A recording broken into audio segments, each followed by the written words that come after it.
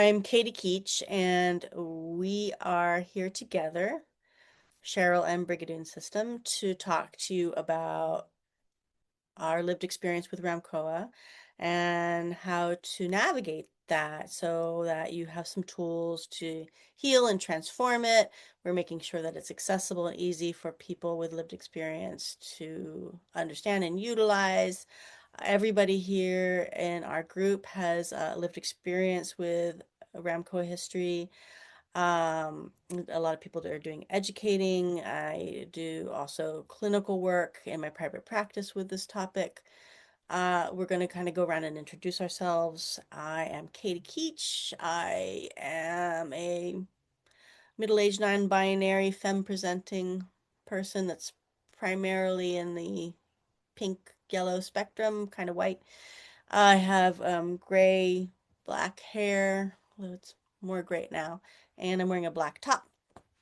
I have a background behind me with a seashell, an octopus, a teapot, and a big sort of chest of drawers with some purple curtains.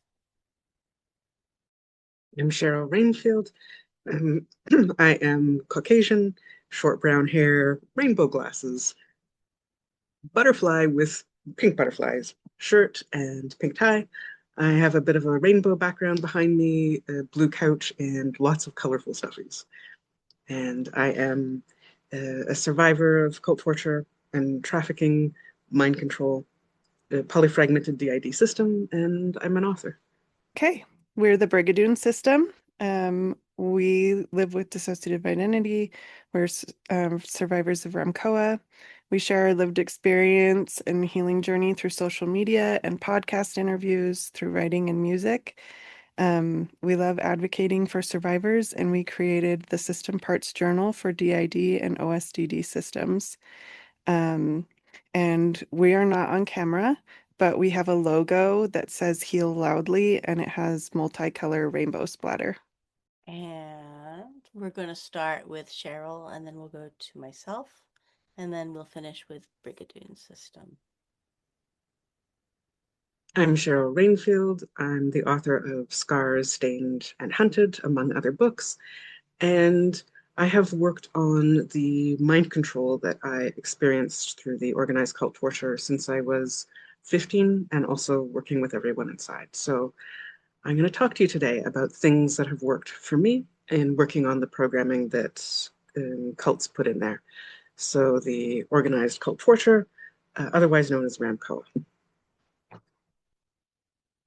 And cult wants us to think that programming is all powerful, which to me is a program in and of itself, to make us think that we have no control over what happens to us. And that's not true. We can change the programming, we can decrease it, we can even unravel it. So to work on the programming, it really helps to know that it's functioning in the first place so that we can fight it. And to know that it's functioning means we have to be able to see some of the signs. And these are only a few of the signs. This is not all of them, but some of the signs that programming is functioning is that your mind starts to get fuzzy and spinny. Spinny, like feeling like your mind is spinning or like the room is spinning. And you can get incredibly dissociated or a drugged feeling or like you can't think clearly. And this is when there's not like a medical reason for this to be happening. And it often comes on suddenly. And you can also have intense, overwhelming emotion, and it's like an emotional flashback of what we felt in the torture. So despair, hopelessness, terror, emotional pain. When there's no obvious present day reason for that to be happening, that's a sign or a possible sign.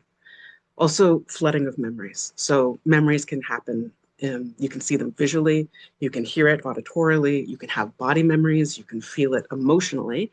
You can have one or all of those, and it's where the memories do not stop. It's like you're stuck in it, and it happens for a long time. For me, that happened for years, and I didn't understand that it was a program until later.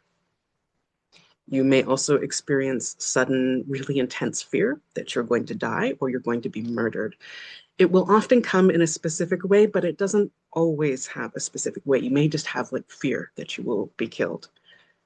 You may hear or think inside repeated commands to do something, or looping thoughts or looping memories. It's where you can't seem to break out of it. And if you have self-harm or suicidal ideation programming or to hurt someone else, you will often see visuals of that. You might see it like it's a still photograph, or you might see it as a video, and it's very specific and clear. And that is, it's showing you that programming is happening to do those things. You may have internal messages or commands to hurt yourself, to kill yourself, to go back to cult, to open the door to an abuser, to report to an abuser, or contact someone who you don't feel safe with. And it may not just be a command, you may also have the urge and a tense feeling to do those things. And there's also often a lot of internal gaslighting. So folks inside with the programming who are telling you lies, things that the cult told you before, that your memories aren't true, that you don't have DID, that it's all made up. And you might also experience sudden, very intense body memories of the actual torture. And you will feel it in your body. So needle torture, burning sensation, a drugged or disoriented feeling, finding it hard to breathe, or intense pain, especially in private areas where we would have been sexually assaulted. You might also feel like you can't speak. I call it cement mouth when I get it, where I feel like my lips have been glued together and I can't open my lips, or it feels like they've been sewn together. You might also have a narrowing of the throat, a tightness of the throat, or just feel like you cannot get enough air. You might also see symbols or images that are repeated with very specific thoughts or emotions to harm yourself or others. There are other messages you could have, like I end up seeing a pufferfish in my mind, and it's a specific personality putting it forward, telling me when I'm talking about an accomplishment. Like they're saying that I'm too full of myself and I need to bring myself down a peg, and that is programming. You might get strong urges to talk about really sensitive information or information that would make you vulnerable, or memories or information that you just don't want to share. Like you don't feel safe doing it, you don't feel safe with the person, or you just don't want to give that much information, but you feel like you can't control it. And you might also feel like you have to contact abusers or people from your past that you're not sure about, and you will get a sudden urge to do it, or like a very strong urge, or folks inside telling you, remember when, and you're getting like a tiny little piece of memory that is a positive, but you're not looking at the rest of it. So cues are deliberate triggers that are used to set off the programming. And I think it can help to know some of them. So really common external cues are based in popular body language, popular songs, nursery rhymes, symbols like pentagrams, yellow smiley faces, very specific sounds that the cult uses, like sirens, even the given name of the body that is used to bring out the everyday parts who don't remember, so that when you're functioning in everyday time, you're not aware of the cult abuse or torture. And visuals, colored flashing lights, specific cartoon characters. And then there are the ones that folks inside give us, the internal or self cues, which can be self-touch cues. So that's body language that folks inside are using to deliberately set off programming. But there's also when we have broken core cult rules, like don't talk, don't remember, don't escape, or we're trying to create safe bonds with people who are not cults, that can all set off programming. So cult embeds the cues for basic core programs, like don't remember, don't talk, don't escape, don't talk inside, with the cult created and the self-created personalities are supposed to be an amnesic barrier. Do go back to cult, and don't stay present, dissociate. They embed those cues in popular media and society. So it's things that we are going to frequently encounter. It's going to constantly set off the programming, and that's all to protect the cult. These basic core programs, like if you're not remembering and you're not talking, that's protecting the cult. And they use these really innocuous or innocent things so that they can deliberately set off programming all the time for survivors in public. And most people won't even recognize that it's happening. And often, as survivors, we may not even recognize it ourselves. So, ways to get around the programming, because there are lots of ways to do it. When we're working with the programming, it's really important to know that we're working with personalities inside who were created by the cult and they were trained by the cult. And that means they went through some of the most extreme ongoing torture. So it's really important to have compassion for them and empathy for them. They kept the body alive. The cult would not have stopped the torture. And I know they didn't, for me, until someone inside took on the job that the cult demanded. And often the part who took on the job, they didn't want it, but they had to keep us alive. So I am grateful for all of them who took on that job for me. And I think it's also important not to be afraid of them. We can work with them and we can reason with them. It may take time, but we can do that. And compassion and empathy and love, they always cut through the programming and the lies, because programming was put in there with hate and cruelty, and cult can't fake like real compassion or love or empathy. So it helps so much to treat the cult created personalities with compassion and love. So we can temporarily halt the effects of programming by talking directly to those cult created personalities, engaging with them, getting them to think about the rules that they've been given. We can ask, do they know that they're hurting others inside? Likely how they themselves were hurt. Can they see that pain? Can they experience it? And are they willing to change it even slightly? If they can just do a tiny little shift, that's going to start change with the programming. You could ask if they could do their job in a different way that is less harmful. Like if they have to give images inside, can they be invisible images that no one else can see and it doesn't affect them? If they have to spin out messages throughout the whole system, can they spin positive messages instead? Or if it has to be really horrible messages, can they spin it in the opposite direction and those messages are garbled so that no one can understand what's being said? Can they mute the messages so that no one can hear them? Often the personalities who are doing the programmed commands that they were taught, they're afraid of other cult created insiders inside who are like above them in the hierarchy, who will hurt them if they don't do their job. So it really helps to work with those personalities who are above them in the hierarchy. And again, even if it's only a very slight shift, that is the beginning of change. If they don't agree, and they may not at first, to change, you can find loopholes in the programming. So if the cult said you can't talk, can you write it out? Can you draw it out? Can you sing it out? Can you email it or text it? Because that's not technically talking. Can someone inside show it through play, like a sand tray? Can someone inside map it out? If the cult said that you can't see abuser faces, can someone inside draw the abuser face instead? Or write out the identity of the abuser? Can they listen inside in the memory and listen to the voice and figure out who it is through the voice or through body language? Can they point to a photo and say, this is who it is? You can use your creativity to change the impact of programming. So can you temporarily, until you can work deeper with those cult-trained personalities, can you mute them? Can you lower the volume of what they're saying? Can you turn their words into confetti and the confetti has no meaning or sound? It's not going to affect anybody inside.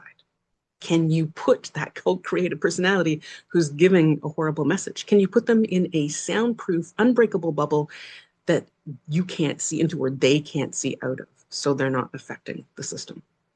Could you put them on the moon? We do that with some of our personalities until we're able to work with them. Can you turn off whatever it is that they are using to affect the whole system? And for us, it would be a loudspeaker. Can you turn their words into jello? Like anything that you can imagine or visualize, you can do in your inner world, and you can change the programming. You can also ask other folks inside to help you fight the programming. Find a way around it, so find the loophole, or alert you that programming is happening, because that helps you, it gives you distance. I intentionally call on my wise parts and my healers, my therapist parts, my protectors, which includes tough guys and warrior women, and even my inner kids who have hope and creativity, to all help me fight the programming. And I do ask if anyone inside can map out the programming. And for me, it's just asking, and then someone can do it. So you can ask who is giving the messages, what the steps are to the messages, or whatever the actions. Can they identify the programs and what they're supposed to do? Being able to recognize the programming gives you distance from it, and that already lowers the effectiveness or the intensity. It also really helps in our experience to challenge the programming and the cult lies. So giving the opposite of what was taught. So love, compassion, empathy, knowledge, and choice, because they didn't have a choice then. We can also work much more long-term to actually halt the programming or to change the programming.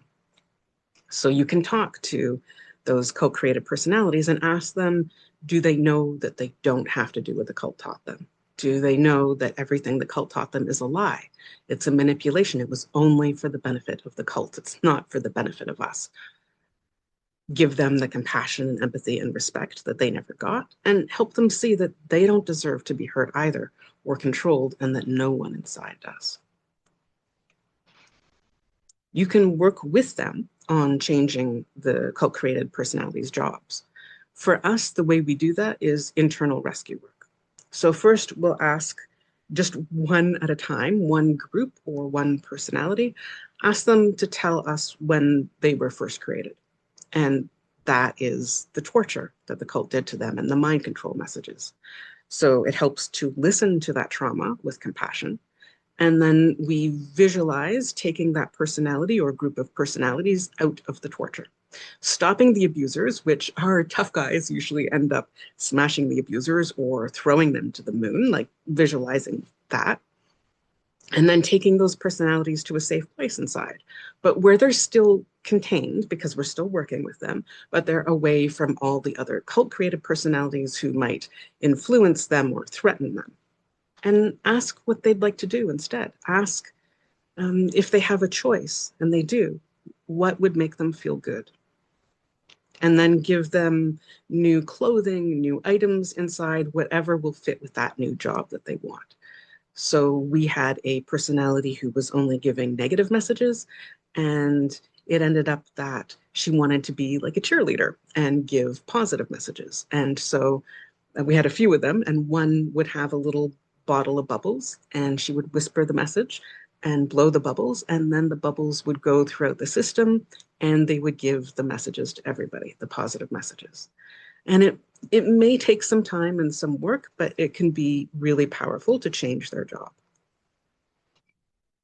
And if you live with polyfragmented DID, it really helps to work with an entire group of folks who have the same programming at once, because otherwise it's working with one and then the next and then the next and the next who all have that program.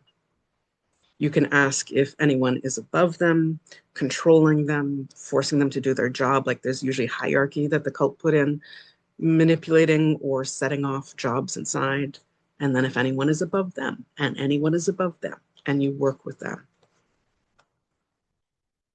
You can ask if there's any hidden areas in your inner world that you can't see or hear. That's usually something that the cult hid intentionally. And if there is, can anyone inside map them out? Or are there any hidden messages that you're not hearing? Can anyone inside write them out or tell you?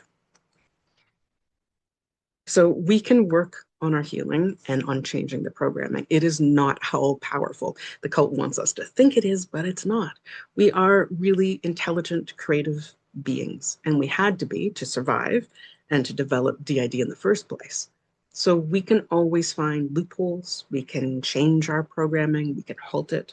We can work on ways to change inner jobs, but the change has to come from them. We can ask them what they would like to do, but we don't choose for them. They have to be the ones to choose it. It's really important to give them agency, to give them the freedom to do that. And we can use our creativity. We are strong survivors, DID systems, and we're intelligent and we're creative, and we have survived so much already. So we can use that resilience and compassion and creativity to work through the programming. And there is hope. We can get safe, like we have, and we can work on our healing. We can find safe people, a good therapist. Just don't give up if you haven't found one yet. And we can find people who care about us, and they can become lifelines or anchors, extra lifelines, because we can be that for ourselves too. And we can create chosen family, find meaning and hope and happiness and healing and connections with others, which is the opposite of what we had in the torture. We have so many folks inside who can help us, folks who have knowledge and wisdom that we don't about the programming or personalities or how our system works and what would help us in our healing. And we have folks inside who can hold on to hope and joy even when we can't. Like for us, it's our kids really strongly, but there's others too. So lean into whoever it is in you that helps you have or being able to hold on to the hope and happiness and push through the programming. We are stronger than the programming. We are stronger than the cult. I also have some articles on my website on programming that you can check out. So cherylrainfield.com/articles if you'd like to read more. Hey, so I am Katie Keech, and I am going to start recording. I'm going to be talking about working with RAMCOA and programming with novelty and humor. And specifically humor. I know that different cult groups attempt to use humor, but they use it in a very twisted way, which isn't funny. And actual humor and actual silliness and goofiness isn't really a task that a lot of these people with this particular mindset can actually manage. So sometimes it can act like a cheat code or a virus to separate and change things. Of course, we always work slowly. We always ask our internal system if it's the right move to do before we do anything, because people have really good insight inside, and they might have different ideas about what things might trip something off. So we want to be careful. And that's always the plan. Going slower is faster. So yeah, why humor? While concepts around abuse and abusers seem like they're ungrounded in reality and seem very strange and have a quality of unreality, it's not actually funny. It's not actually humorous. There's a lot of what they call, I don't know if people know the term, punching down, putting people in their place. It happens a lot with fascism. So I'm not sure if people have looked at historical overviews of fascism where people are kind of laughing at the highly structured systems that fascism creates that are silly and they don't make sense and they're ridiculous, but they can't laugh at themselves. They aren't able to see the humor in themselves. It definitely causes a core wound pretty fast when you start to look at the ridiculousness and the silliness, and then you start to break that down. And RAMCOA and organized extreme abuse are basically fascism, because we're talking about structures and control of mind. We're talking about structures and control of action. We're talking about what presentation is correct and how to do and present it correctly. We're talking about ways of being and the fear and the corralling of the concepts of creativity. In fascist societies, as in organized abuse, those things are not allowed, because if you can creatively think, you can break out of it. If you can creatively think, then you can shut the thing down. So, humor is creative. It is all about creativity, and that is why it is so powerful and why it is so very scary. to many of these folks. And it is a little stressful for some internal people initially when they have been put in very rigid roles to start to experience the concept of play and creativity. But if it's done very kindly, they can relax into it. Kindness is the most important part that we're looking at here. It's also a great equalizer. Humor equalizes people who are at top tier positions to the people who are lower tier positions and makes them the same. And that's great for internal systems because that's how internal systems can connect. A lot of these systems of abuse rely on disconnecting, not allowing people to talk to each other, not allowing communication to happen.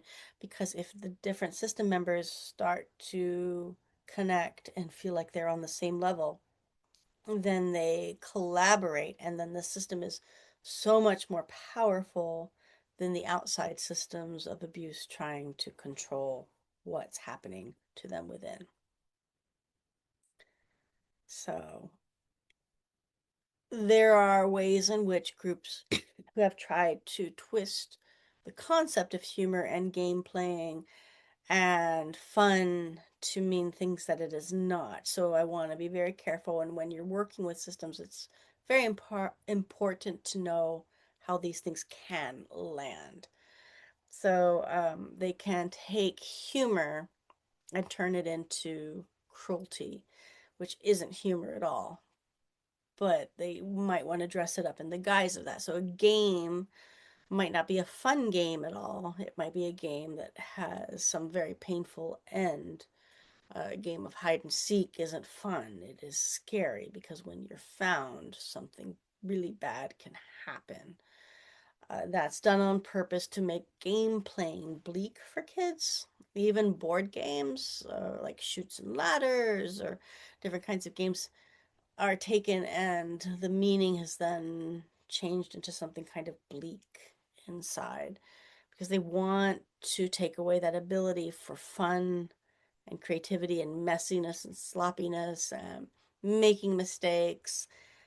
All of those things are really, really important for growth and healing. And if somebody feels like they have an ease in accessing that in the system, or several people do, then it can be complicated to maintain control over the system.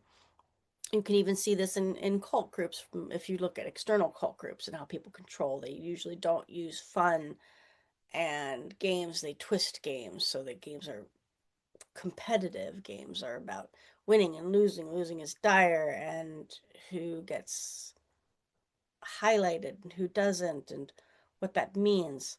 And there's not any room for sloppiness. There's not any room for mistakes. They don't allow for that because they want people to all act in unison. So they're taking concepts, they're trying to take agency away. They want to make sure that people feel like they can't make mistakes because agency is about trying things and making mistakes and seeing, well, this sort of worked, but it didn't entirely work. And what do I do if I want to make it work better? And then I maybe try it again. And then self-forgiveness around that. And then the thinking around how to maneuver around concepts. All of that creative thinking is not useful for high control groups because it's teaching the brain how to break away from the structures and the rules that are put in place. They're critically thinking about the structures and the rules.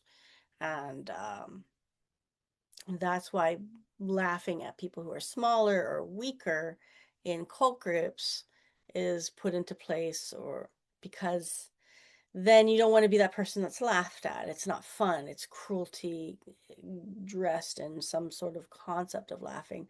Wherein, if you can actually laugh at yourself and not feel the pain of that ego wound, then it doesn't hurt and it's not a controlled device. Um, it's all about power structures and hierarchy. It's not about like lateral connection or connection from person to person on the same level. Um, seeing people inside systems or seeing people outside systems as the same is not, it's not a great way to maintain control. So we're going to make small changes in systems. We're making small changes. We always, always, always ask permission first. We don't just barrel in because we don't know what's going to happen, and we have to respect the system members. They know what the dangers are and what could be set off or what might not be set off. So we want to be very respectful of any kind of no that we hear in a system when we ask to change something. If there's a no, we don't do it. We may then ask different questions around something to change differently.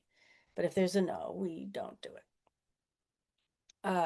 We will maybe look at ways that things in the system are set up, if they fit or they don't fit.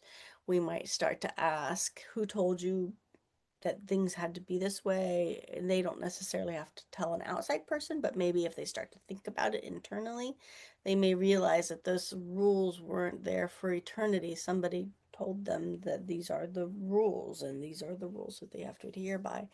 And then it leads to, well, maybe the rules are wrong.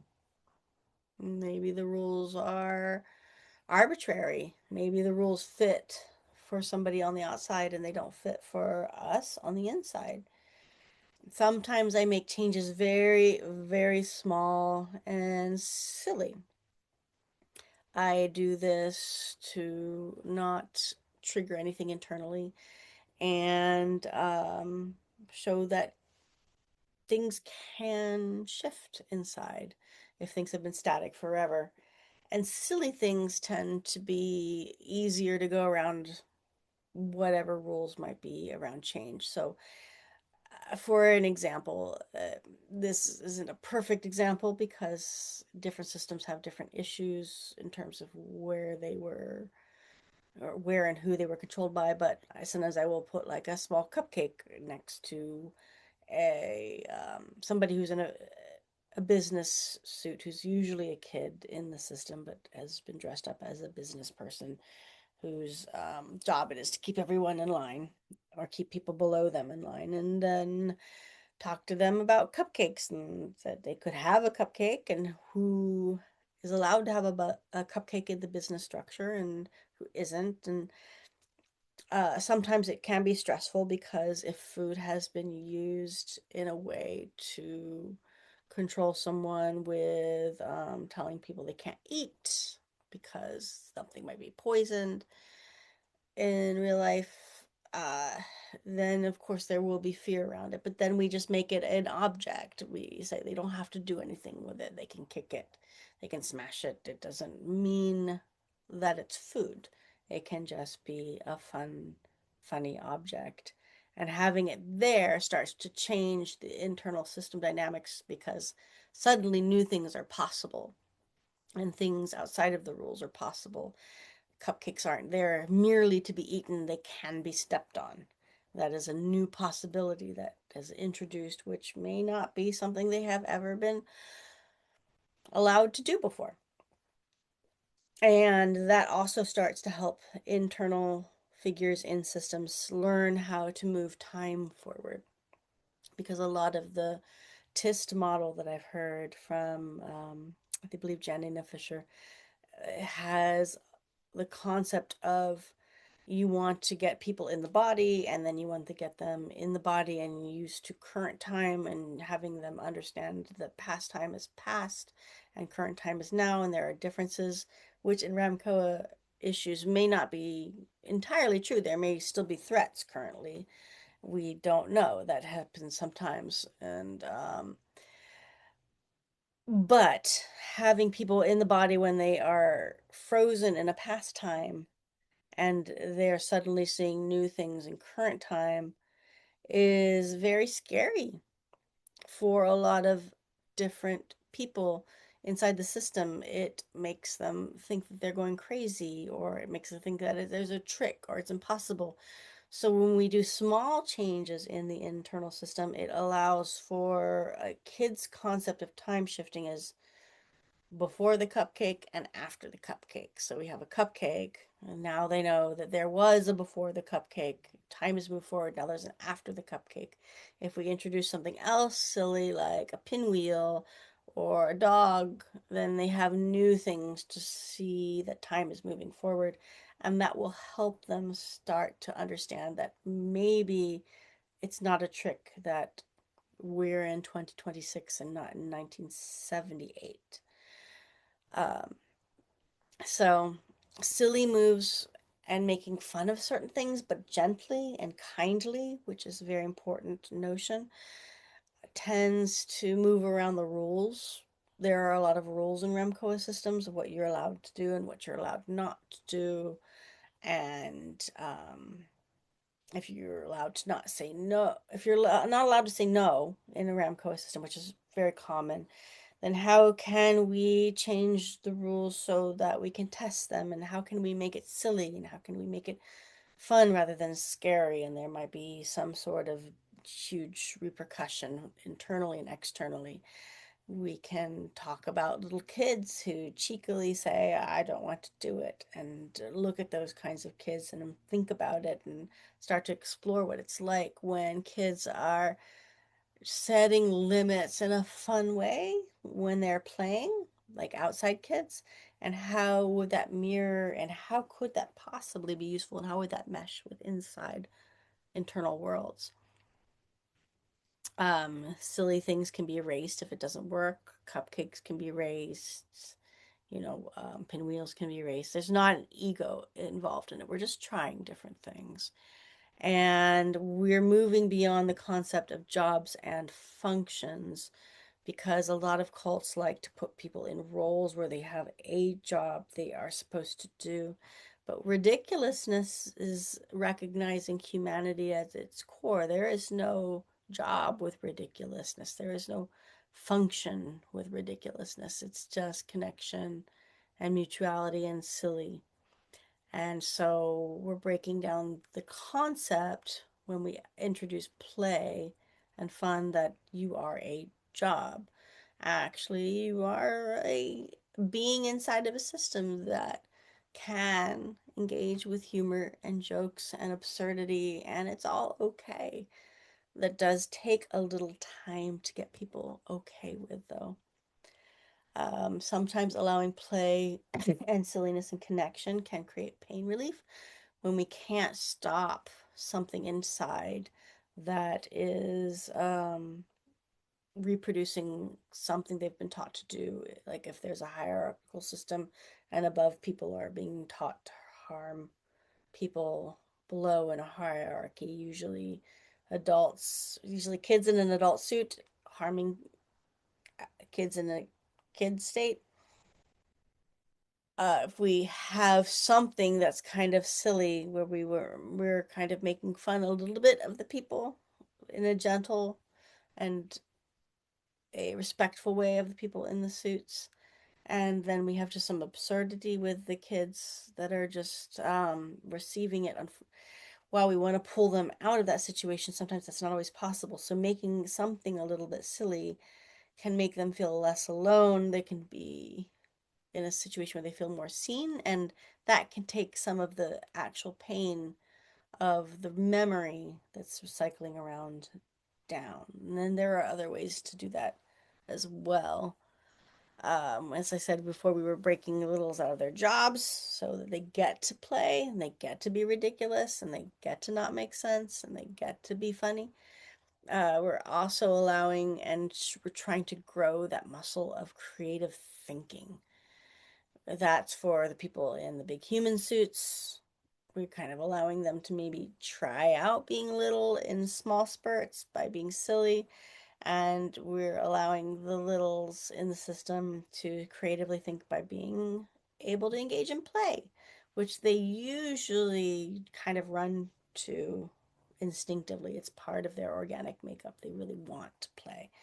We're creating very small possibilities of joy where there might not have been any, and it just slips in with play.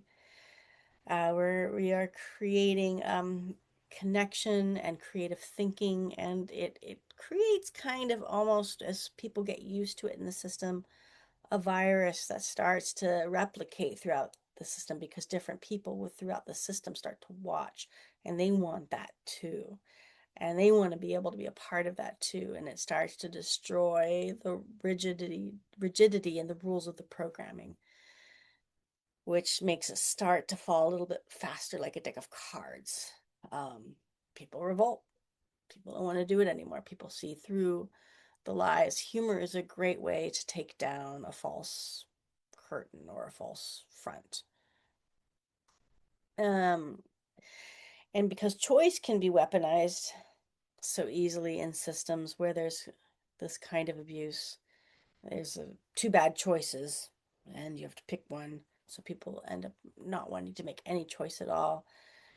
We're taking an absurd choice. It's a third choice. It's a none choice. It's a different thing. So it's creating the option of a possibility of a possible other infinite other options that don't even make sense. And what would that be like? A thing that I often talk to my clients about is if they have two bad choices, that's not really a choice because nobody ever told them that they could go to Chuck E. Cheese, and wouldn't they have rather have gone to Chuck E. Cheese? And they get to test smaller choices and see how it is. It's not as consequential, so it kind of gets around the blocks. I think a lot of high control groups really cannot think in a silly manner. And so they don't put in blocks that block it out because they don't really understand it. They try to, but they can't. And making sure that it's choice woven in, so that's their choice. If they don't want to do something, they don't have to. It's all about what they feel like they're comfortable with in different places in the system, different people in the system. And if they're not comfortable, then that respect for that no is very important, because people who are abusive do not respect no. And we want to teach them what that feels like. We want to teach them that being able to say no is important, even though there's often programming that can get set off when somebody says no. If we can try and help people through that, it can soften some of that programming and it could soften some of the issues. And that no is a unique voice in and of itself for them to be able to get louder and utilize and own. And I think that's where I have ended my slides here. So I'm gonna stop my share. Okay, so this is the Brigadoon System. Okay, so I titled this From Isolation to Connection because I believe that that is what's going to help us heal, and that's what's going to help us deprogram the most. Isolation was imposed on us from the beginning with intention, and connection is what's going to help us be able to move forward. So if we look at programming as an umbrella, it covers a lot of different things, and there's no way that I have time to cover all of them in this presentation. So I had to pick just a few. I've put these up here. I don't have time to go through them, but there's a lot of different ways that programming manifests and things that we need to be able to work through. My focus today is going to be on programmed spaces, trauma loops, and roles. Then we'll move on to programmed objects, symbols, and triggers, and then we'll end with activated programs. So in order to talk about programmed spaces, trauma loops, and roles, I wanted to illustrate that by sharing about Lil and Steven. Lil is a kid in our system, the first one that I ever came into contact with in the headspace. And Steven is our main level gatekeeper. The first time I met Lil, she was right where our abusers left her intentionally. She was chained to the floor in a very dark space going through a trauma loop, and she would not talk to me. She was terrified of talking to me, and I couldn't just leave her chained there. And at first I tried to explain to her that, you know, the abusers were gone and we were safe now, and she didn't have to be chained up anymore. And obviously that did not change anything. It did not make any difference. And it took me a while to realize that I was going to have to meet her where she was. I was going to have to think like she was thinking. And so what I ended up being able to do was our abusers had put her there using imagery and what they called magic. And so I decided to try that. And so I explained to her that I was going to use magic and create a master key that could unlock any lock. And I was able to open the lock on her chains that way and to free her. I could have melted away the chains or poofed them out of existence. The point is that I was using a framework she was already familiar with. And once I was able to do that to free her, then she would talk to me. Then she was able to whisper to me because she was still terrified. And we wanted to get her out of that trauma loop. And so we ended up using the same technique, right? Visualization and quote unquote magic to change her environment. We turned on the lights, we put up wallpaper, we put a bunch of soft pillows and gave her a teddy bear and just completely changed the environment. And that is how we ended up being able to help her. But in response to my doing that, Stephen showed up, and I didn't even know what a gatekeeper was at that point. But Stephen showed up. He was very intimidating, very scary. He had weapons, and he was very adamant. I was not allowed to talk to Lil. I was not allowed to be there. I was not allowed to make changes, and he wanted me out of there. And I got curious, is really the only way I knew how to handle that situation. And so I started asking him questions and what if we could help them? What if we could make a difference in the inner world? What if we could ease the suffering for people inside, even just a tiny bit? What would it look like if? And I think that opened the door to a sliver of hope for him, just enough that he entertained me talking to him. And over time, as I remained consistent, I continued to show him I was there to help. I meant what I said, and I did what I said I was going to do, and respected him and didn't try to push past the boundaries he was setting, just communicated with him. Eventually, we gained enough trust that he started letting me talk to others in the system. He started opening some doors, taking down some walls, and we had to take it slow because there are backup gatekeepers, there are backup persecutors, there were all sorts of things, and there was a lot of fear, right? But little by little, things started to shift and change, and that's what really started things changing for our system. So what was happening in that scenario? There was a repeating trauma environment or a trauma loop.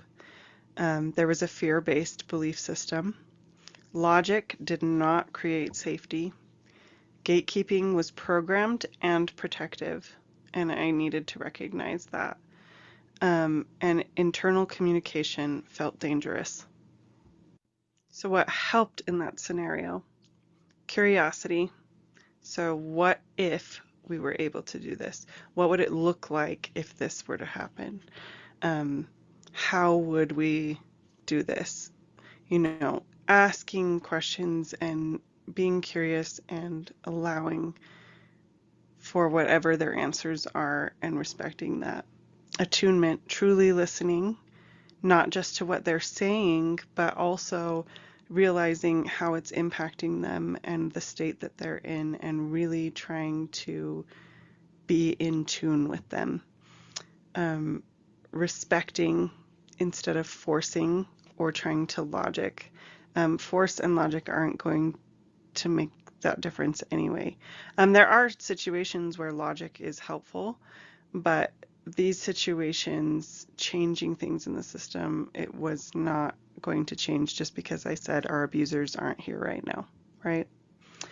Collaborative internal communication, being willing to collaborate, being willing to work together, being willing to listen to each other, trying to help each other, realizing that this is our system, this is our body, this is our life, and being willing to work together to make it better for all of us.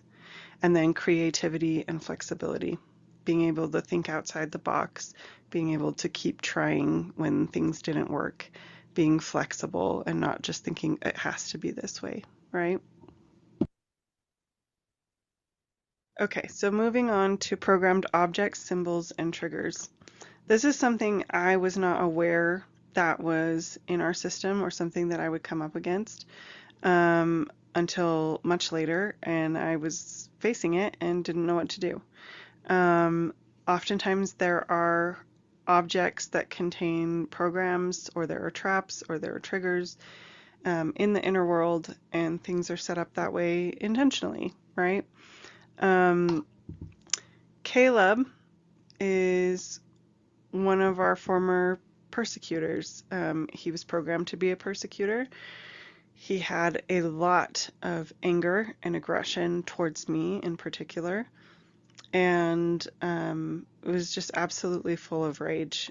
He didn't want to collaborate. He didn't want to talk to us. He didn't want help. He didn't want to even entertain anything. And unfortunately for him, or fortunately, I guess eventually, I was persistent and continued to show up, continued to be curious, continued to talk to him. And eventually I realized that a lot of the rage that he held was authentic, but it was also masking a lot of fear and exhaustion and overwhelm and hopelessness.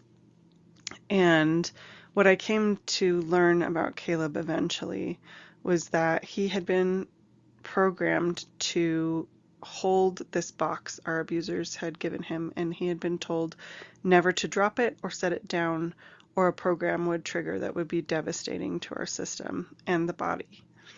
And so he had been constantly awake internally, holding this box and being watchful and trying to protect us this entire time. And he felt like there was no hope of things ever getting better. There was no hope of him being able to ever put that down. And eventually we decided to try creating a vault. We created a vault with all the barriers. We asked him everything and anything that he thought would be necessary to create something safe enough to set this box down. And we also looked with him at what he was told specifically, and that it always needed to be held. So we ended up creating this statue of hands to hold the box, so it was always being held. And we created barriers and a vault he could only access, and I mean, everything you could imagine to protect this and make sure that there were fail safes. That's what we did to make sure that he could set it down. And he had been programmed to appear to be a older teenage boy.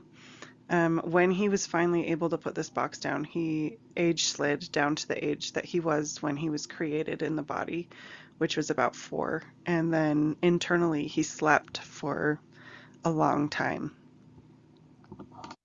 So ultimately, Caleb was able to stop being a persecutor. He was able to do work in therapy, and now he sees himself as an avenger and a protector. All of that change was able to happen over time with collaboration and persistence and patience. But what was happening when we first met Caleb? Okay, there was overwhelming responsibility tied to an object, persecutory behavior masking fear and exhaustion, intense fear around letting go, and a pervasive sense of hopelessness. So what ended up helping was burden redistribution, right? Caleb was never going to be able to do his work in therapy or to change or to collaborate with us while he was still carrying that burden. So we needed to find a way to help him with that. He needed containment and protection. He needed permission to rest. And the transformation ended up happening through safety and connection. You know, it took a lot of time and patience and persistence, and showing up consistently. But ultimately, that led to change, and his transformation led to so many other doors opening up within the system. What looks like hostile from the outside may be a terrified part trying to survive. Okay, so when you have programming, it is pretty much inevitable that eventually you're going to have a program activated. And as much as I wish we could predict when that was going to happen and already have a plan in place, usually it catches us off guard. And sometimes we don't even know it's a program that's running, right? This ended up happening to me in therapy, and I wanted to share this one because it's such a good example of how quickly programming can literally just change everything. We were sitting in therapy, it was towards the end of the session, and we were feeling fine, right? And our therapist ended up saying a Q word, that neither one of us knew was a Q. It just came up in normal conversation, and it set off the program immediately. And we went from being fine to absolute despair and being completely devoid of hope. We were convinced that no one could help us and everyone was going to leave us. And the suicidality was instantaneously there. We had intense panic. It was just awful. And I remember walking out to my car, and my heart was racing, and I started hyperventilating, and I ended up having a panic attack on the side of the road as people drove past, and I'm sobbing uncontrollably, because everything was suddenly awful and everyone was going to leave me, and it was like there was no hope. There wasn't any. And I remember how terrifying that was, because I had just been fine and then I wasn't fine, and I tried to talk myself through it, right? That it was going to be okay, and I tried to get through it, and I just couldn't logic my way out of it. I couldn't reason my way out of it. And eventually I realized that it was a program that was running. Um, and I wanted to share some of the things that helped me with that, because it can be really scary when it's happening, and having some ideas of things we can turn to, um, it's important to have some idea of what to do, right? So for us, music is extremely helpful. It reaches into places in us that nothing else seems to. There was one song that had a line that we could hold on to, right? That I'm not leaving. And that was one of the things the program was saying, was that everyone was going to leave us and we were going to be completely alone. And so we had this song on loop for 6 straight hours, right? I'm not leaving. And that helped us to be able to stay. Reaching out, we had one person we felt safe enough to reach out to and say, hey, I am not okay. We had system protectors that became active, and we have a part inside that was able to used ChatGPT actually to create a diversion protocol that didn't stop the program, but it was able to interrupt it temporarily just to give us enough space to keep ourselves safe, which was really actually cool to watch. We had internal caretakers come forward to comfort inner kids who were hurting and scared, and some of those parts are not allowed to have caretakers take care of them, and so we had parts that had previously been sexual alters come forward and take care of them in place of caretakers. Also, we had people inside that were countering the program messages out loud in the inner world. So the program was saying, "You'll always be alone, everyone will leave." And we countered that with, "I'm not leaving, I'm staying here, you're not alone." So what was happening? A conditioned trauma response activated suddenly.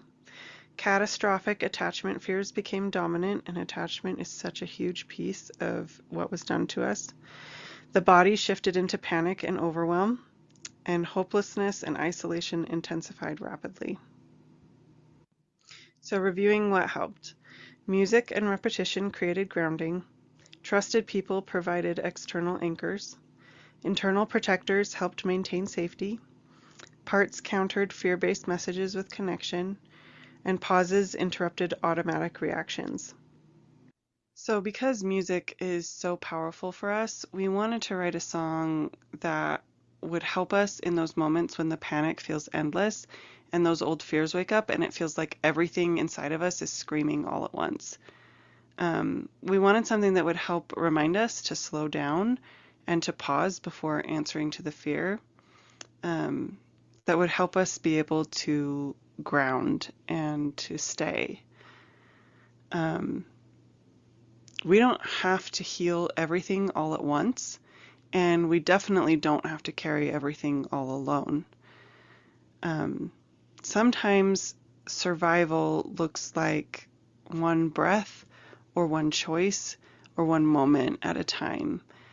And if this song finds you in one of those spaces, I hope that it helps you feel less alone, and that it helps you know that we're all in this together.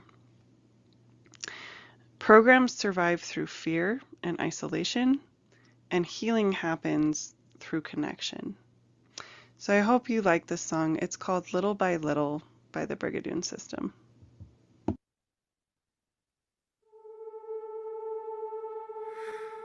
When the fear starts rising fast and the walls feel like the past, when the thoughts grow sharp and loud and the dark begins to crowd, pause before you answer fear.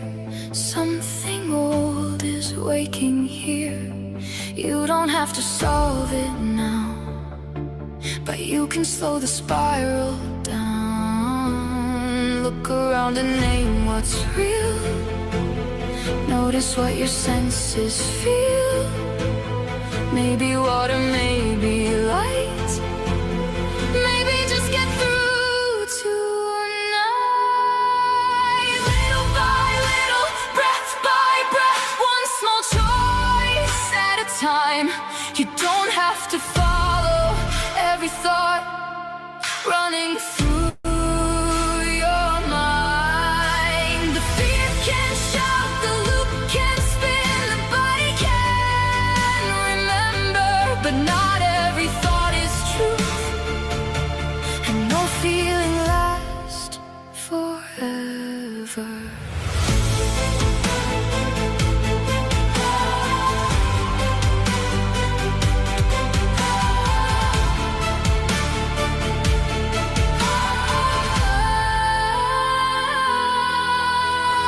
If the world feels far away, you don't have to force a change. If your body feels unsafe, you can soften, you can wait. Maybe wrap up in a blanket, maybe music helps you stay. Maybe let another part sit beside the fear today. Say the year or say your name. Notice what is not the same. Feel the floor beneath your feet. Place your hand on your heartbeat. Little by little,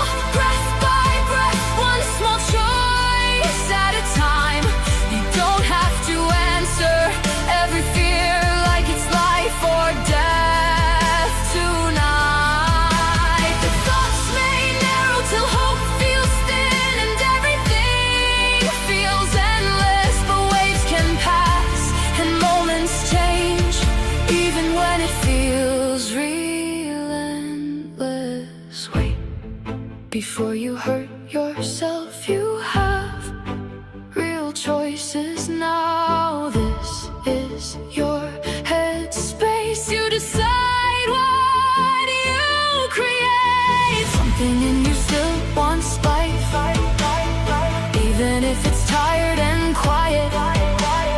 If you find a lie that's hidden, old scripts can be overridden. And you do not deserve pain, not back then, not again. Look how much you've grown. You are not in this alone.